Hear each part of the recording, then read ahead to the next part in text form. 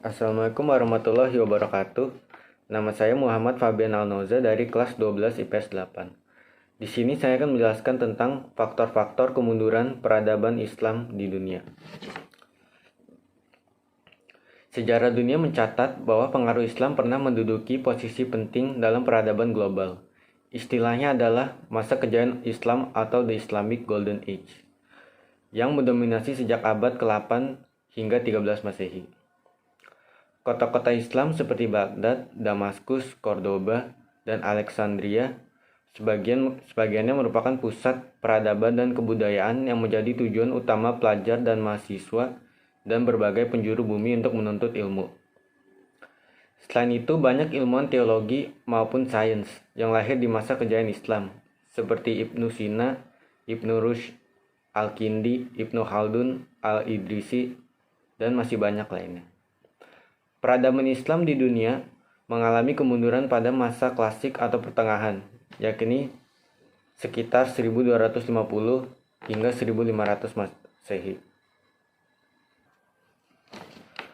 Penyerangan kota Baghdad oleh bangsa Mongolia yang dipimpin oleh Hulagu Khan merupakan awal mula kemunduran peradaban Islam. Setelah menaklukkan Baghdad, bangsa Mongolia kembali menaklukkan kerajaan Islam lainnya, seperti Nablus, Gaza, Syria, dan wilayah lainnya. Pada abad yang sama, peradaban Islam di Eropa juga mengalami kemunduran.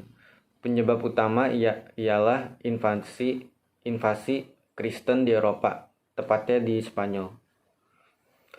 Nuraini Amanan dalam jurnalnya yang berjudul Kemajuan dan Kemunduran Peradaban Islam di Eropa menuliskan 3 faktor penyebab mundurnya peradaban Islam, yaitu tidak adanya ideologi pemersatu. Saat itu kelompok etnis non-Arab sering merusak perdamaian karena salah dalam pemberian dan penggunaan istilah kepada para mukallaf. Permasalahan ekonomi. Saat itu ilmu pengetahuan lebih gencar dikembangkan dibandingkan bidang perekonomian, sehingga saat itu terjadilah kesulitan ekonomi yang akhirnya berpengaruh pada bidang politik dan militer. Sistem peralihan kekuasaan tidak jelas. Salah satu alasannya karena ada perebutan kekuasaan oleh para ahli waris, sehingga kepemimpinan menjadi tidak jelas. Selain 3 faktor tersebut, ada beberapa faktor lainnya yang menyebabkan kemunduran Islam di dunia, yakni adanya perang salib dan serangan dari Mongolia sebagai faktor eksternal. Perang salib yang terjadi sekitar 1096 dan 1270 dan serangan Mongolia pada 1220 hingga 1300-an juga menjadi salah satu penyebab kemunduran peradaban Islam.